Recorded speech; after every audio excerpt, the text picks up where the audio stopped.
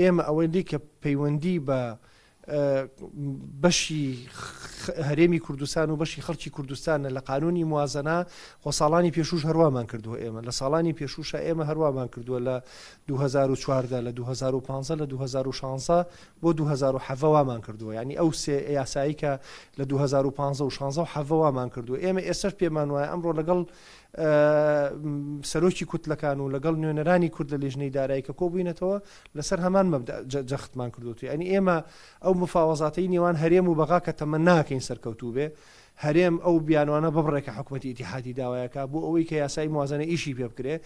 ئێمە زەمانەت بۆ ئەو حاڵەتەکەین. دوای ئەوەی ئەگەر ڕێککەوتن ڕوویا لە بینی هەردوولایە بودجەکە بە شێوەیەک بێت کە بەشی خەڵکی کوردستان بکە، نەک ئەگەر ڕێککەوتن ڕوویایە. طبعاً بە تەئکیدی ئێمە لەگەڵ ئەوین کە ئەم عەرقەلانەیان ئەم مشکیلانە بێ هەڵگیرێ، ئەم مشکیلانە هەڵ نەگیرێ، کێشە دروستەکە و دەنگدان ناکرێت لەسەر بەشەکانی تریش.